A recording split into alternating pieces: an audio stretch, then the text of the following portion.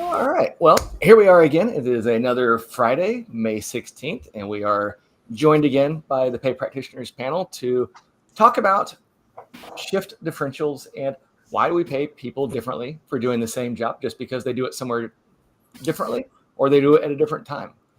So this is wrapping up some research that we at CompTool have been doing over the last couple of months around shift differential pay.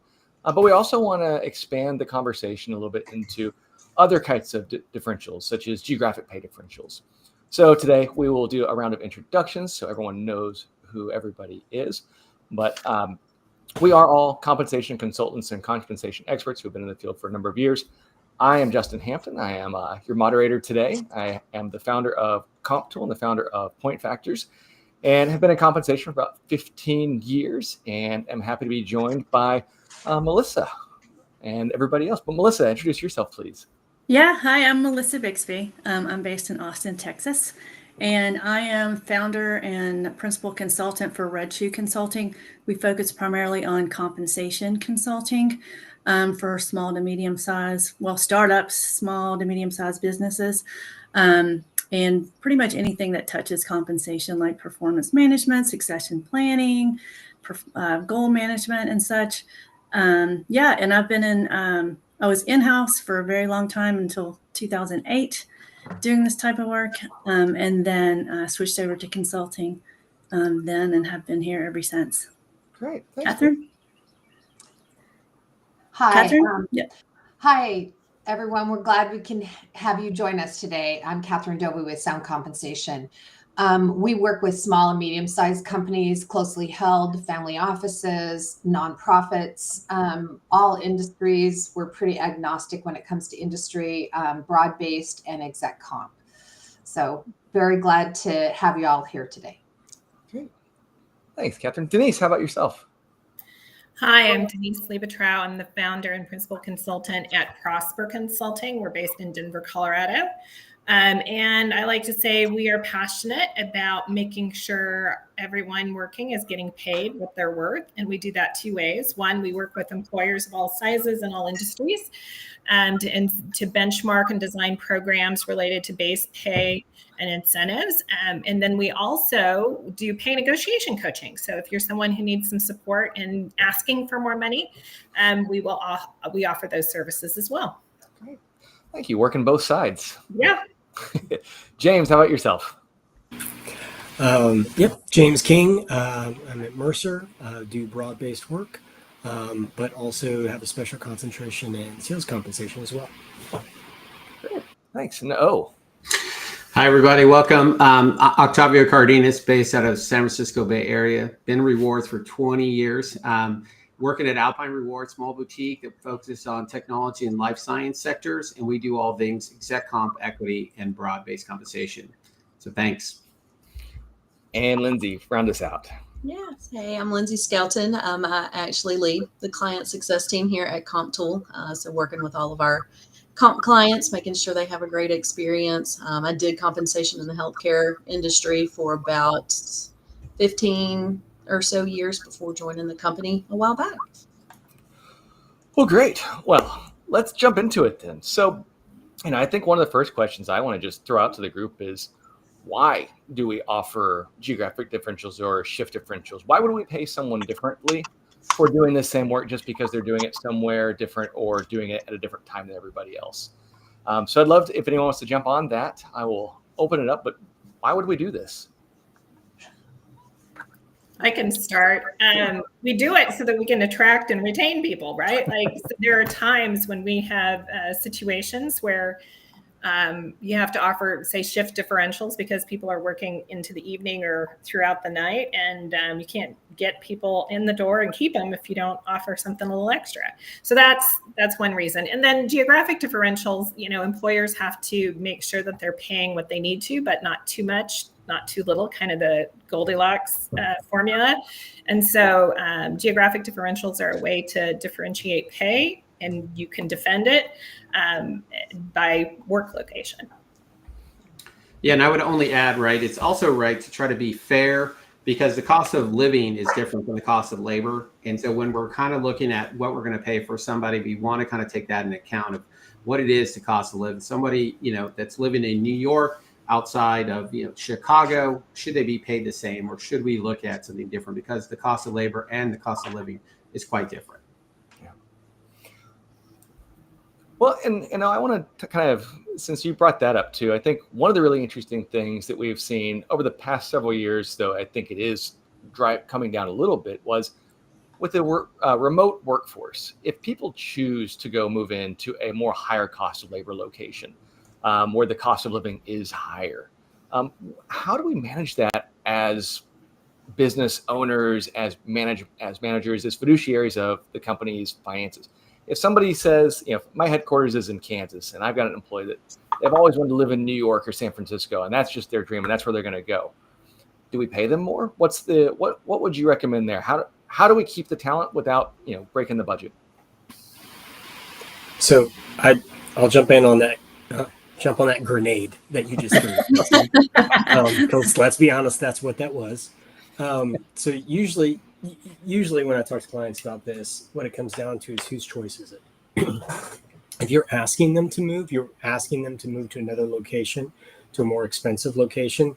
Usually there's some kind of accommodation. Now they're going to be put in the new, if that structure is managed differently, if you have your geo adjusted structure, they're put in that structure, going to be adjusted appropriately. They'll probably get an increase, things like that, right? If they're doing it because it's always been their dream, then usually there's not an accommodation for that. And to be honest, I normally don't recommend an accommodation for that, because that's something that can get abused really, really quickly. Mm-hmm. So usually it comes down to whose choice. And the other thing is too, with the cost of labor and the cost of living, you have to think about which one you have more, you being an individual, have more control over. The cost of labor really has to do with competition in the market. If another company comes in across the street, am I going to get into a bidding war for talent with them, right? That's cost of labor.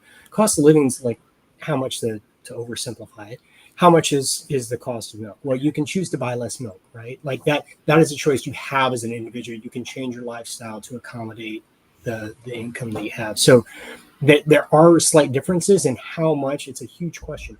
How much does the company get involved with one versus the other, right? So I'm not saying there's a simple answer, but there's a really strong distinction as to where that responsibility lies.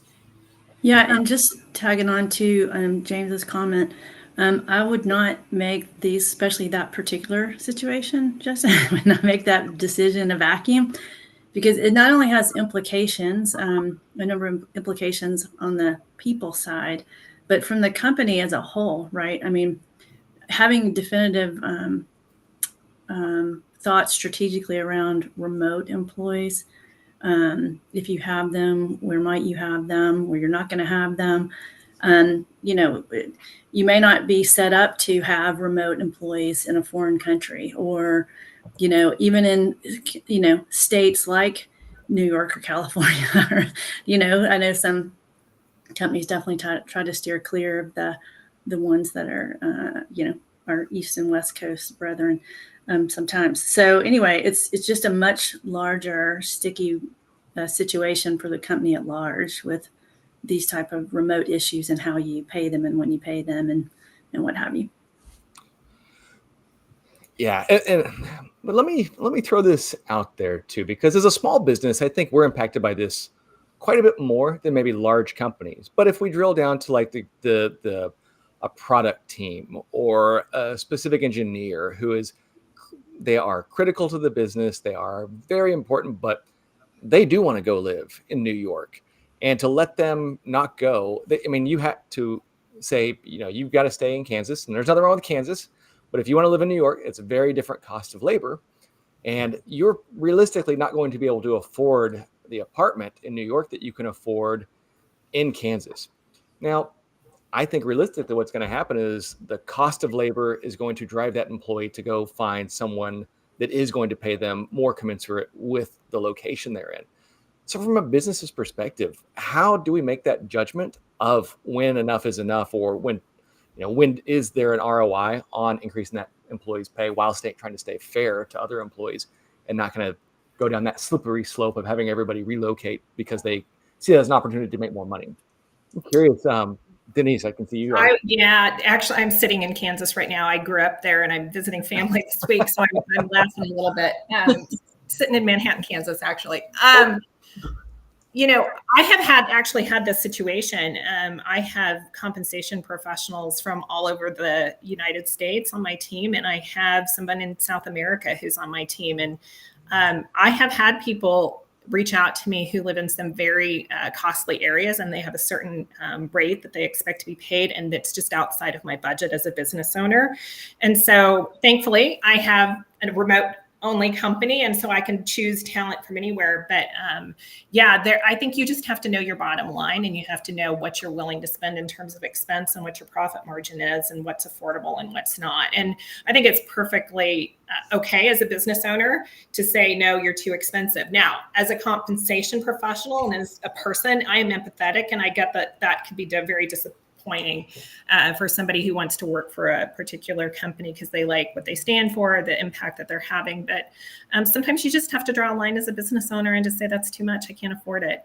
It's like I worked for a large telecom company for many years, and we would choose where we placed call centers around the country, depending on the cost of talent, the cost of labor. And so we didn't choose large metropolitan areas because we just couldn't afford the talent in those locations and what was expected for pay to people to afford to live there. We picked more mid-market locations in the Midwest that were cheaper. So it's part of doing business. It's a business decision.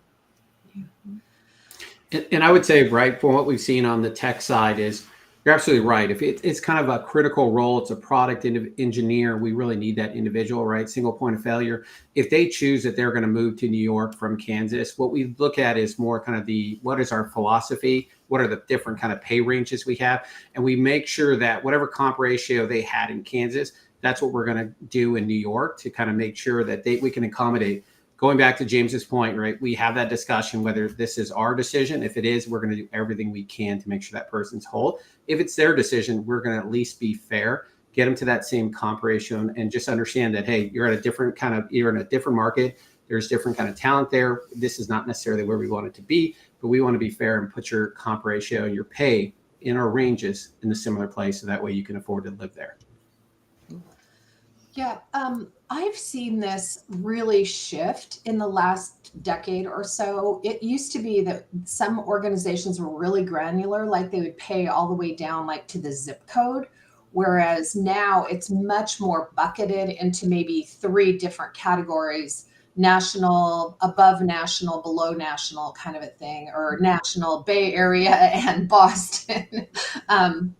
Manhattan, and then, Midwest. But one of the challenges that I've seen companies, and to Tony Rose in the comment mentioned that the company needs to be prepared to do business in that state or in that area. And I worked with an organization that had, they were in like 40 states, and every time they moved to a new state, I think they said it was going to cost them something like $100,000 to launch this, to be able to do business, because there's all these paperwork, legal stuff, accounting responsibilities, additional tax things that have to be completed. I'm already saying more than I understand. But I think that is critical, is understanding, like, okay, what are we prepared as an organization to do, and then not get too granular where literally somebody can move from north of a big city into the city center and suddenly get, a 10% pay increase. Yeah, and that's one of the things we have learned as we've expanded and moved into other states. There are tax implications that impact especially smaller businesses as you expand and have employees in other states, where your financial responsibilities to those states become larger and larger and larger as you expand into those with the employees. So that is certainly one cost consideration I don't think necessarily most compensation professionals are keenly aware of, just given the fact that most of us are working with larger organizations and not necessarily on that finance or accounting side of the business. But it is something that's very interesting, and hopefully that adds a little bit of context as to why some companies are resistant to spread to new cities or states, for example. I want to go back into one of the comments that you said and actually run this back the opposite direction I'm going to lob another grenade at you guys. So if it's the employee's choice and we want to make their comp ratio fair and aligned with the new cost of labor and new cost of living, what if they go from New York to Kansas? Would you then take away their pay? And can we do that? And do employees expect that? And how do we make sure we can do that? Yeah, I think it's all on the policy that you design. We certainly kind of have run into that before. Had some individuals that moved from a high cost area, Boston, to kind of the Midwest. And having those conversations, like you said, right, we could have the policy, but then it's really kind of having that discussion with the manager and the employee. Employee definitely did not feel that they should be getting any type of pay increase and made justifications. So I think it really becomes a balancing act. You have to be, I think, clear upfront with the policy, because if not, you can get stuck that, hey, we're going to kind of keep their pay from the Boston market to the Midwest, because we just don't want to upset this employee, even though, right, we have this policy. They weren't quite aware of it. They asked for the move. So you can definitely get at some sticky points. Where I've seen some tech firms do it really well is really educating the managers, educating employees when they're onboarding that, hey, here's our policy. You can work anywhere you want, but just understand, if you move from San Francisco and you're going out to Denver, you're going to get a pay decrease. Just similar, if you moved from Denver into the Seattle market, you may get a pay increase, because what we're trying to do is keep your comp ratio at a certain rate. We want to make sure that we're paying you fair and equitable for all the other people too that are working in that area. So I think you have to be very clear on that onboarding. The other thing we've seen in the tech sector is, for the engineering or product talent, it's really agnostic. So when you're kind of growing and you're scaling, we're just going to pay San Francisco rate everywhere. And then maybe, we'll deal with it down the road if we have to kind of do some geo discount. But these individuals are very tough to get. So I don't care if they work in Arkansas. I don't care if they work in Chicago or New York. We're going to pay them the same. And so we've seen those kind of strategies come about as well. And I would be curious as to know to understand what we mean by their choice, because if their spouse has to leave because they're in the military and is being relocated, right? Mm-hmm. Is that their choice? Well, it's not the company's choice, right? So I think being back to O's point, I think being very aware as to what the actual situation is for this specific employee, and knowing if you're going to make an exception, whatever that is, exactly the parameters around it. Of course, document everything. But I think having that understanding and really having those conversations around what's going on, as I think someone said in the comments, this in theory, this is, yes, it makes a lot of sense in theory, but in practice, it's a lot trickier. 100% true. But I think that's because you have to get into the actual story and the narrative of what's going on and why this change is occurring. But absolutely have a policy in place, but then be open to hearing what is going on in the situation itself. What I keep hearing as we talk through this is, it's not a black and white decision, even though you may have a policy that makes it seem like you can't write policy for 100% of the situations you're going to come across, right?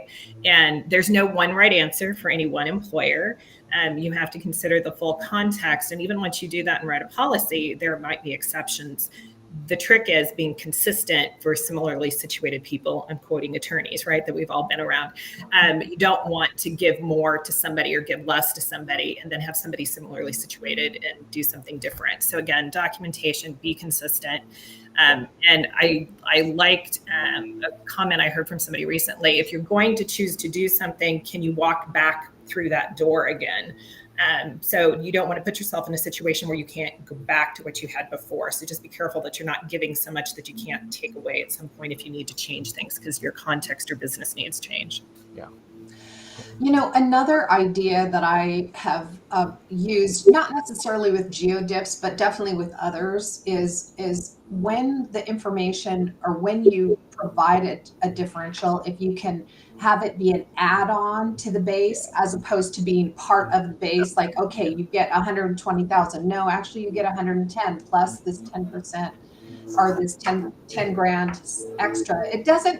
It's not as helpful nowadays with all the direct deposits. Nobody ever sees their paychecks, but it does help differentiate when you're talking to employees. At least they can see, oh, that's right. I remember now we had this conversation. So the documentation looks a little bit different. The communication looks a little bit different.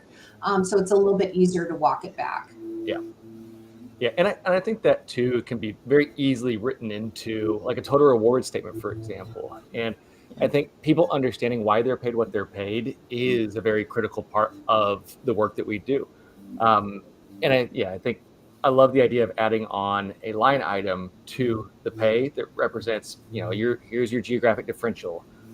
It's not terribly different than what we would do with shift differentials, for example, where it's here's your rate of pay because you're working at night or on the weekends. Here's the additional top off we're going to provide. So, yeah. I think Tony mentioned something about published policies and trained HR VPs and managers is key. I was thinking the same thing when you guys were talking. Communication is always the last thought, right? If a thought at all. And communication in the moment, like, oh, we just did this policy change, let's communicate it, right? And then it never gets heard of again. Employees might not know where to get it. And, employees are usually looking for just-in-time information on this stuff, right? That's with benefits, with comp, nobody really thinks about it until there's a crisis or something comes up, or they happen to look at their paycheck and go, wait a minute, this, my pay is like, $50 off this, what's happening? So a well thought out communication, a cascaded communication program, and how you're going to meet your constituencies where they are and where you will find them, right? So is it easier, communicating at an executive level, where are they going for their information versus your employees? And if you're remote first, that's obviously going to be online somewhere, right? So anyway, I can't stress enough, and Tony's on board with me here, communication can't be the afterthought around any of this. It needs to be an ongoing, continuous thought process around how do we keep this information fresh and available, and routinely physically communicated to them so they know it's there.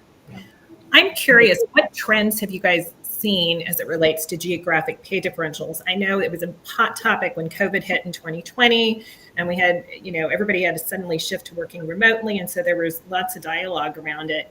And now people are back at work and things have kind of settled into a new normal. What kind of trends have you seen in the application of geographic differentials for different types of employers, whether it's industry or size? I've seen a narrowing of the differentials, like people are kind of bucketing them more, grouping them in bigger groups, less granularity. And I've also seen a lot more interest in using a national number when possible as the primary driver, as opposed to being headquarters centric before. So those are the things that I've seen. I also wanted to just quickly comment about the people moving without reporting it. I've been in Portugal and in Mexico recently, and both times there are people like trying to hide out from their employers. They're at the pool, but they're not supposed to be in Mexico and they're living in these countries, but they're supposed to be in the US. It's fascinating. There's a lot more of it, I think, than some employers realize. Anyway. So that was a trend. I'll go back. I didn't mean to hijack that, Denise. No, that's good. Yeah, I saw that comment too, and I went, yep, I've dealt with the people who don't tell their employer, and then there's tax consequences and all sorts of stuff that result. Don't do that, people. Tell your employer where you're at.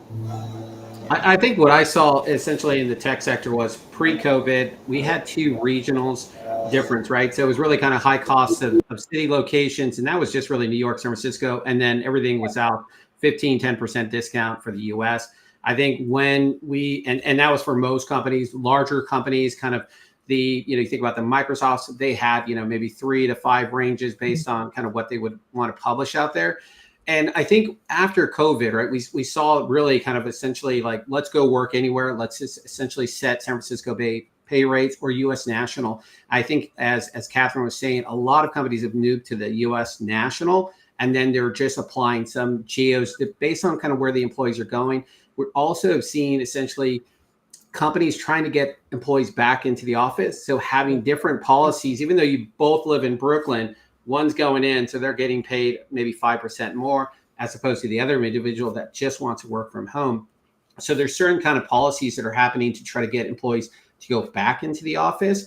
And I've seen that even though we're kind of trying to keep it still simple, that engineering talent, that product marketing, product engineer, still a lot of companies want to be agnostic to say, I'm just going to pay what I need to pay. We've seen Seattle kind of tick up into that tier 1 location. So it's really Seattle you got to look at based on kind of what talent you're looking for.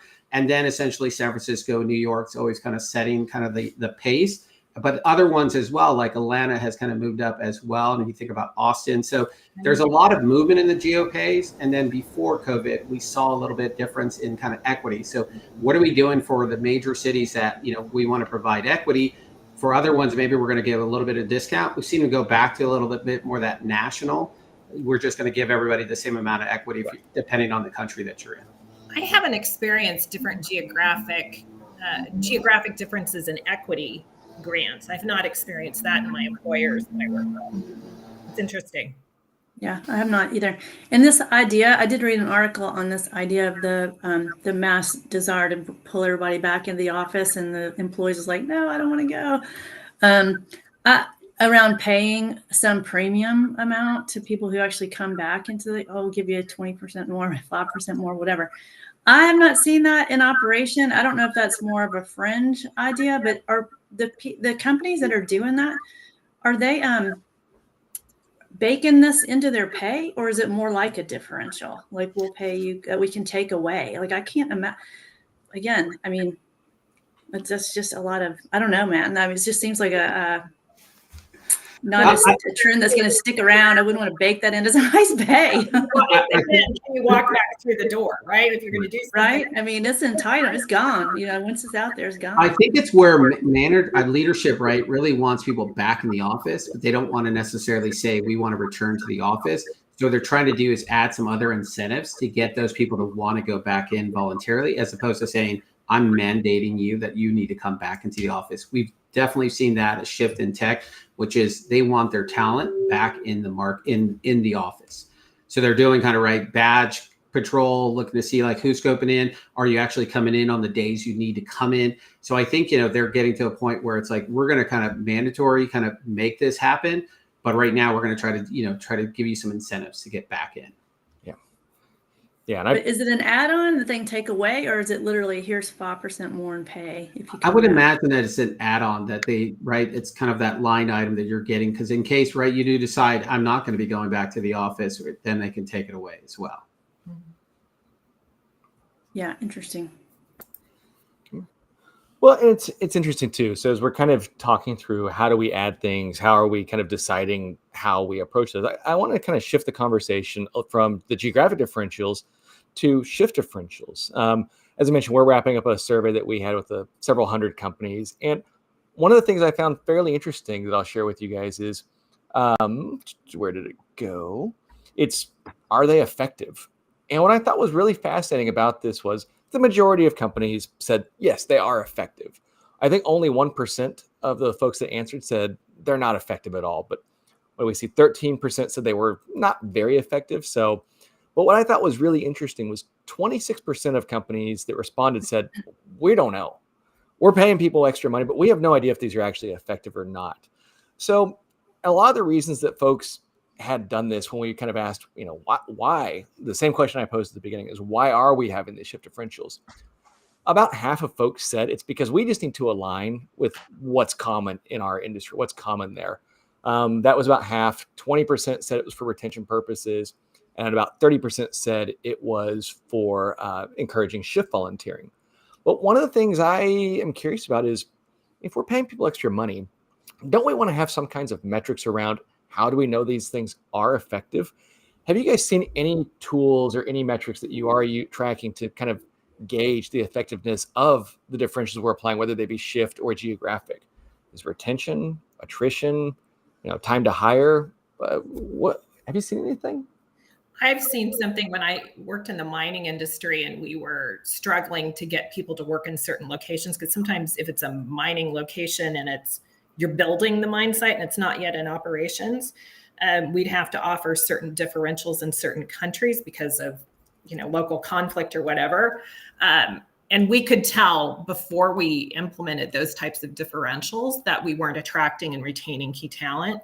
And then after we did it, we could obviously see that the dates to hire and the retention rates had increased. But I don't know that I've seen it in the US particularly. Is that more hazard pay type pay, Denise? Like, yeah, it was kind of hazard pay, but definitely we could tell that it was effective in getting butts and seats somewhere where you're kind of in the jungle and you're like not necessarily in a fully built out location for a mine site. But I don't know that I have seen effectiveness metrics on some of these differential types of pay in the U.S. yeah, Well, it's I'm sorry. Go ahead. No. Go ahead, Melissa. I can go after you. Go ahead. For my manufacturing groups I've had in the past, it's kind of tricky, right? Because the shift differentials are usually for your non-exempt, line workers, material handlers or the assembly line folks or what have you, in any kind of warehouse operation, right? So you typically have high turnover with those groups anyway.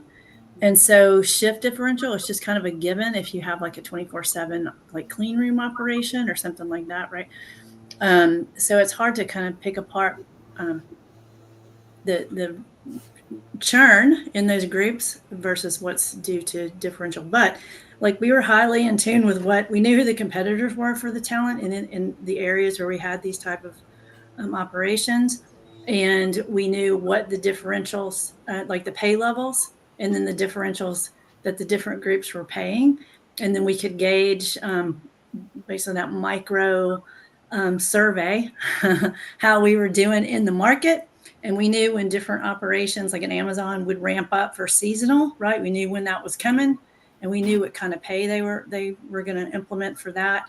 And so anyway, we could adjust accordingly. So outside of metrics, it was kind of a real time, ear to the ground, what's going on with the people that we get talent from and loosen to for the particular, shift related roles and adjusting accordingly. Yeah. And I worked in healthcare industry, and we pay all kind of differentials for basically everything in healthcare. And you have to, because everybody else is paying the same differentials. But when one of the things that became a struggle for us is we started to have higher offerings of shift differentials to pick up extra shifts. And the amount that these nurses basically, but it was a lot of just different clinical staff. You're talking another $20 to $30 an hour.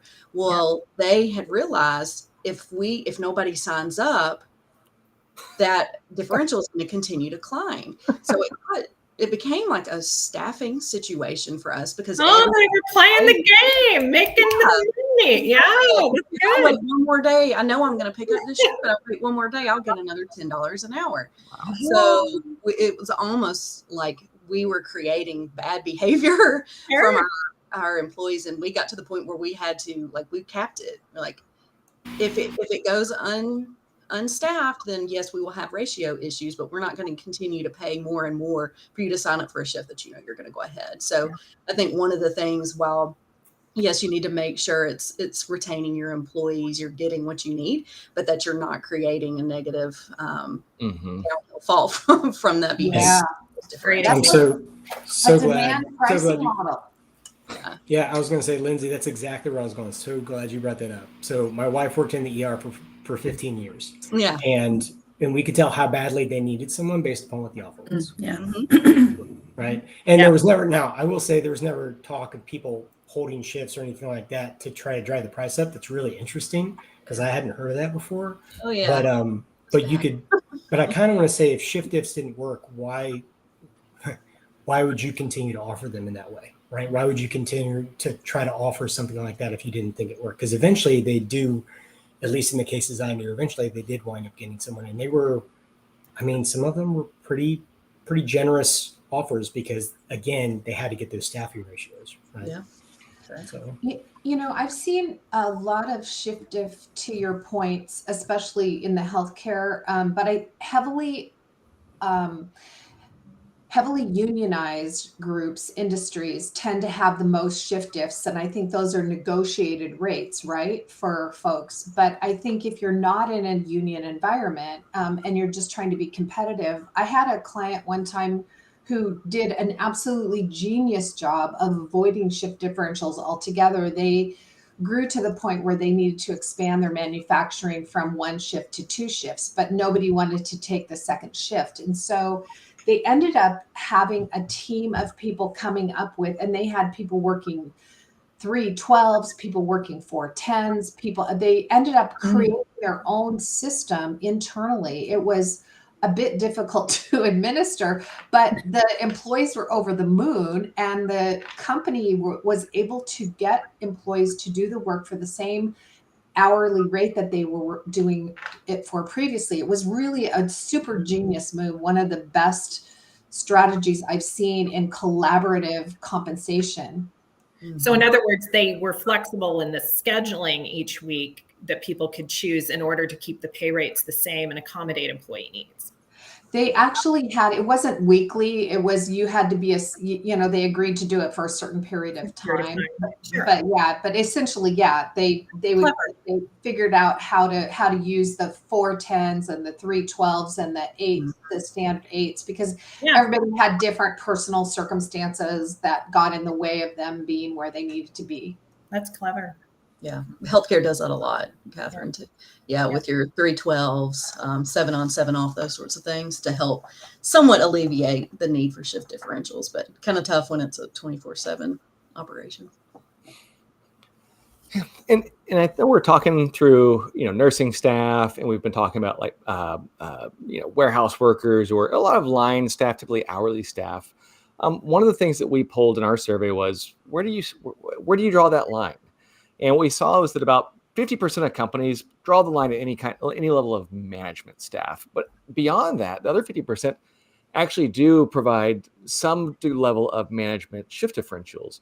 And it may stop at the team lead. It may stop at the supervisor, the manager, the senior manager.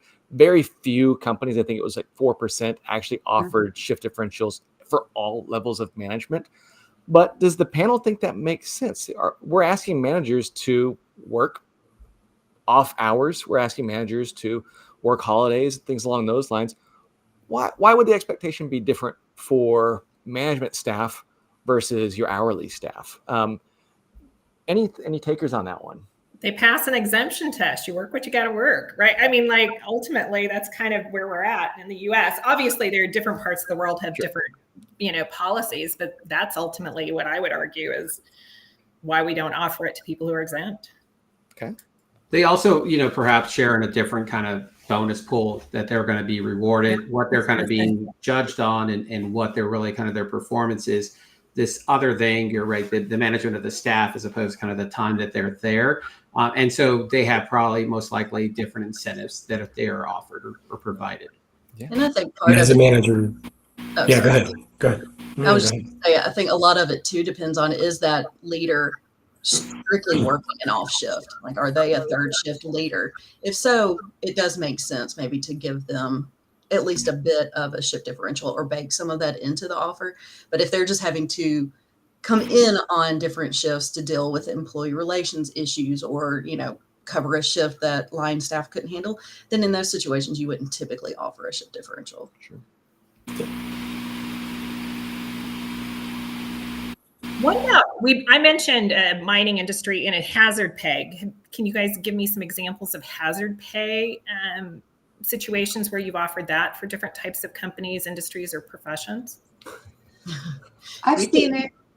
Go ahead, Catherine. Well, I've seen it, obviously healthcare, as Lindsay sees it there too. But I've also seen it in public sector. It's a pretty common situation, like for ferries, for sometimes for public works, like water sewer plant type situations. Some of them are in a really difficult situation. Then arborists is another example where I've seen that. Interesting. Yeah, in healthcare, our flight crew would receive hazard Flight pay. crew. I have a friend who did an expat role in Afghanistan, and as an expat, they were in a military zone, right? So they got hazard pay that way, and that could be quite substantial. But you got your risk in your life too, right? So it kind of makes sense. Oil and gas, yeah, Rob, that's true. Oil and gas is good. Good place where it's offered. Yeah, I think the very first company that we were onboarding on CompTool, it was an offshore oil drilling operation. And boy, we were not ready for that so many years ago when there were 19 different kinds of shift differentials. Oh man. Of note was inclement weather pay. So if they were offshore and there was a hurricane, there was a premium for that. I mean, it was similar to hazard pay. I mean, it was a hazard, but they had all kinds of different hazards. Yeah. Interesting. And then, go ahead. Anybody else have experience with hazard pay that you've implemented? I'm curious. How do you define hazard, right? Yeah, this is my brain's foggy on this. So when I was in-house in the semiconductor industry, head in FHR, I had a lot of people going to China and during the bird flu, right? And so expat are over there. And I can't remember if we actually implemented some type of temporary hazard pay or if we just entertained it, because we were making people go to China during that period and then having them quarantine when they came back. So, temporary health, safety situations where you must have employees in the region, going back and forth could trigger something like that. Sure. It's also really common in the federal government, like with folks who are stationed overseas, in some of the rougher countries. It's a big part of their comp. Sure. Embassy employees and so forth could be part of it too. Yeah. And we also had a couple of folks submit that they have cold warehouse differentials. So thought that was, makes sense, as I guess it's a hazardous environment if it's too terribly cold. So they're working in like refrigerated or freezing temperatures. Mm-hmm. Oh, interesting. Huh. And what was the other one? Peak pay. Oh, on call. That's a really good differential. Oh, that's a sticky wicket. It is. Yeah. Yeah. And callback pay too. All of it. Yeah. Of healthcare also. How many hours do you have to be working when called back in to get an extra differential for coming back into work? Are you getting that shift differential on top of it? Is it considered an extra shift? So I also get extra shift differential. That can add up pretty quickly. And holiday pay. Layer it all on. It's crazy. It can be crazy. But I think, again, this is a situation where I think the folks who led these differentials and created this common system were largely driven, in my experience anyway, by the unions. The unions, I worked with a healthcare organization. We had 12 unions. Mm-hmm. So, and every year we went through this with somebody, like what are we going to layer on this year? It's a 2-hour minimum callback. This year it's going to be 3 hours. Next year we're going to ask for 4. So it was an ongoing pressure point. And then all the other medical centers in the area follow suit because, right, that's the new top of the market. They can't ignore it really. So I think that's a big part of it. Yeah. Go ahead. My experience with on-call, call-in pay, when I've had those policies, for example, I was in software game industry for a while, and we had the particular games we were doing were casino games, right? And so all that is a computer in a box where you just hit the buttons. So we had field service techs, on call pretty much around the clock for those.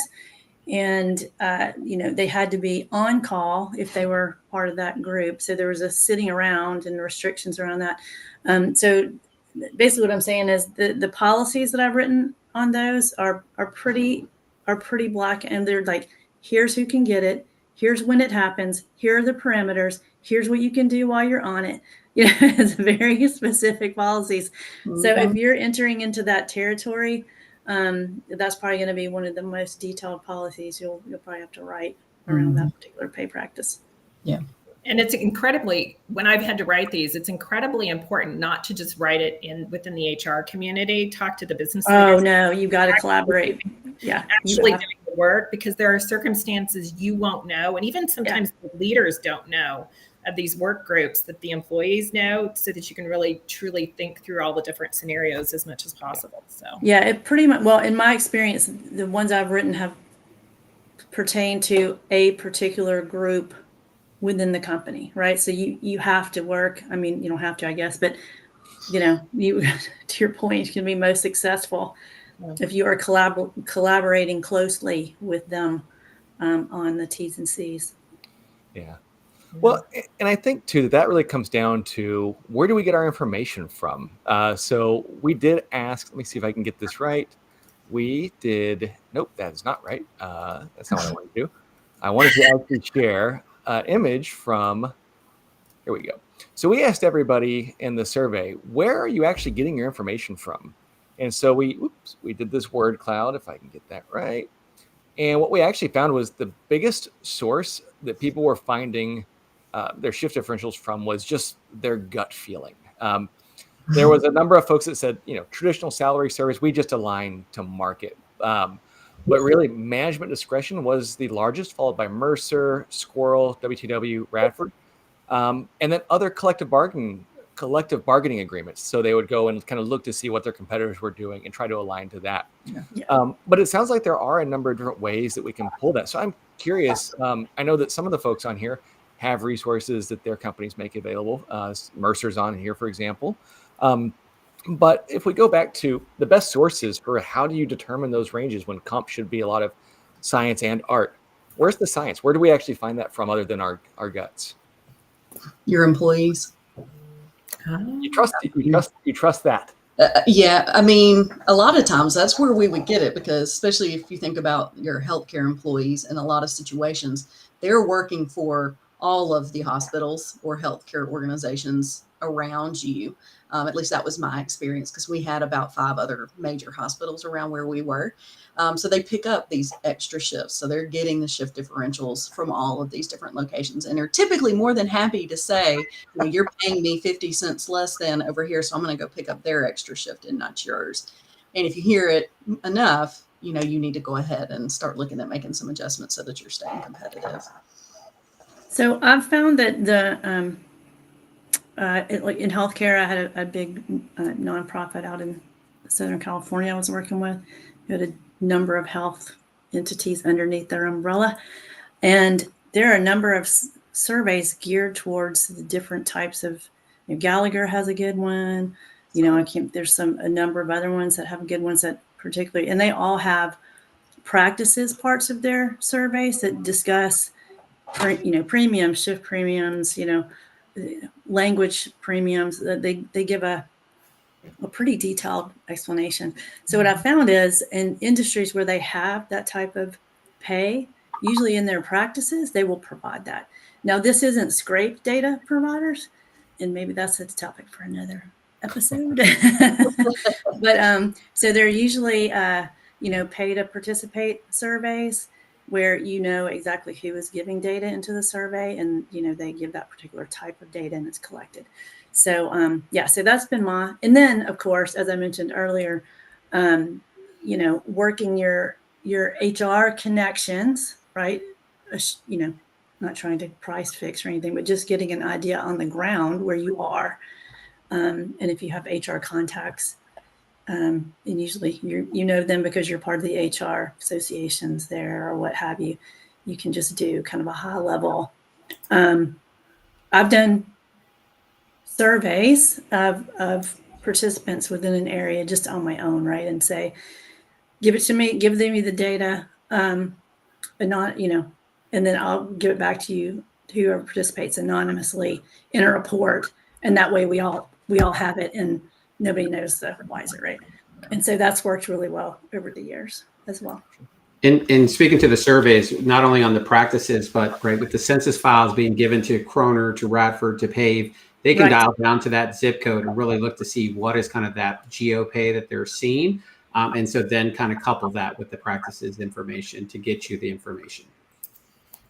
So what I'm hearing is everybody's using more than one data source to kind of understand what's market, and then you're crafting your policy based on what you need as a business and what the employees need to show up and stay. Yeah, depending on what you have availability too, right?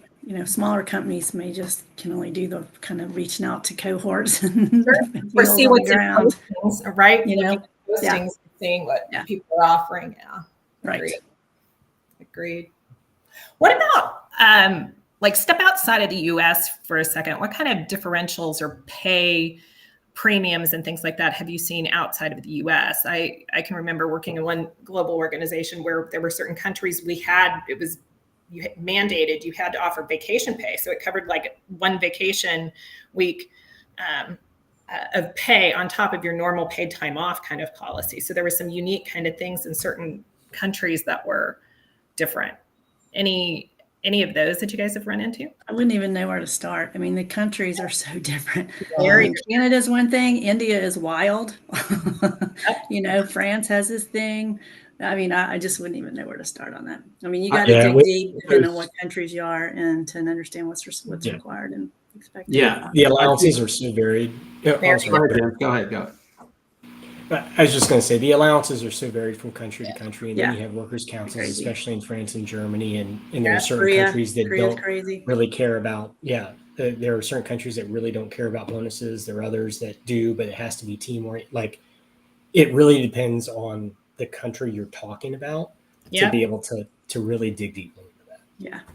Yeah, and I think, right, where we see 13th, 14th month pay, a lot of it is to try to benefit the employee, to make sure that they're not getting taxed on that full base. So it's a way to kind of put some money aside so they're taxed differently on that, is what I've seen in some countries. And you're right, in India, right, whether you're a multinational or a local, you may have some geo-tiering. So if you think about the various different cities within India, if you're a local India company, you have one way you pay. Tata, Infoseek, they pay one certain way with geo-tiers. If you're a multinational, you're kind of setting the market as national. Same thing with China. You have the tier 1, tier 2, tier 3 cities. And it really kind of this difference. And there's also economic zones as well that China puts. So then you have to kind of be aware of that. And then in Australia, it's really the market of Sydney or Melbourne. Where are you at? Or kind of more broader. And then in the UK, London or outside of London is kind of what we see. Yeah.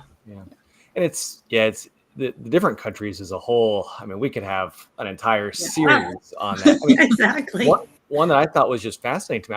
I did not know this, and I'm shocked that I did not. But even Mexico, there is something called the PTU, where it stands for Participation of Workers, and it is a constitutional requirement that the profit, 10% of profits, are shared back with employees of the business in Mexico, which I just find fascinating. It's there's so many different ways that workers are represented and taken care of and paid in different countries. It's wild.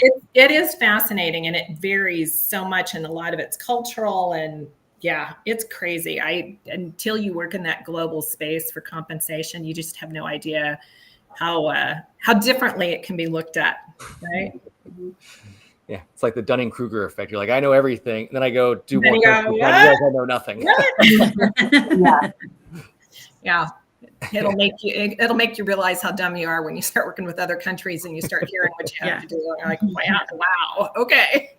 Yeah, it's shocking. Yeah. Oh, great. Well, we've got about 5 minutes left before the top of the hour. So I think, one nice thing would be just a final thought, 30 to 60 seconds from everybody in terms of why do we pay people doing the same thing ostensibly with the same performance different just because of when or where? I'll start it off and just going to say, I think one thing that we have to be careful of is making sure we're still paying fairly and competitively. And I'm not going to steal something I want to steal because someone else already said it, but making sure that we can justify the approach that we're taking with any kind of shift differentials. Melissa, how about you? Not to steal Denise's thought, but recruitment and retention is really at the base of it. But that within the context of the company's means and culture and strategic direction, such wrapped around it, right? So there are red lines that the companies need to draw, especially if you're don't have cash money tree in the backyard, right? There's all limited resources we're working with. Yeah, I completely agree with what you said there, Melissa. And I would just say, just don't ever embed a premium into your base. Keep it separate. Yeah, and then I would just take from Melissa and Denise, right? You got to communicate, and then you have to be able to kind of walk it back, really kind of make sure that you're able to justify it. And I think it just comes down to the reason why we do it is we just want to make sure we're paying people fairly for their contribution. I would add. I would just say Go ahead, James. Good. I didn't I would just add, have a policy. I'll shut up. Okay, I'm going on mute. All right, Denise. It's a tag I meant. I would say tap into the wisdom in the room. As I think about this call and all the dialogue we have had, I have thoroughly enjoyed these types of conversations. I love seeing the comments. And don't make these decisions in a vacuum, right? Talk to other people who are competent and who've been doing this work for many years and get some additional ideas and perspective. So tap into your network. And if you don't have one, build it. All right, now Okay, James. now me. Okay. I would say something we were going back to earlier. I think maybe something that Melissa said. Have a policy, but also an open mind, right? Have a foundation and the flexibility to understand where you need to look at that foundation sometimes and go, maybe we need to do something different this time. Don't get too wrapped up and too stuck in any one spot. So have a policy, but also an open mind. Okay. All right, and Lindsay, you have to round us out now with. Well, I just wanted to remind everybody to, don't forget about the human side of it. There's a reason that we're having to offer differentials. It's because we're asking people to do or work something, a shift, or in a place that is less than ideal. So while, we have operations to run, we want to make sure that we're also appreciating the employees, not just with saying, hey, here's an extra $10 an hour, but also, thank you. This is what your contribution is doing to the organization. Yeah. Well, great. Well, I love it. A couple last things I'll say is I know Lindsay and myself will be in Orlando next week for the World at Work conference. We're in booth 827. So if anyone on the panel is there, please come say hello. Let us know. Anybody else watching, we'd love to see you. And then I'm excited for our conversation 2 weeks from now. Just I want to say what it is now because I think it's a really great topic that came from an email from someone to me. There's some concern around how AI is going to affect compensation as a whole. So let's address that 2 weeks from now. Let's talk about how is AI going to change our jobs? Will we have jobs? How are those jobs going to change? Will we have analysts? Are they going to still be necessary or can we just use AI agents? So we'll talk about all things AI related and how they're going to change comp and how we can secure our roles so we are AI proof going forward. So we'll look forward to seeing everyone either in Florida or 2 weeks from now on our AI discussion. All right. Well, thanks again, everybody. It's been great. Melissa, Catherine, James, Denise, and Lindsay, thank you guys so much for joining again and sharing your wisdom. Thank you. All right. Thank you. Bye. Bye.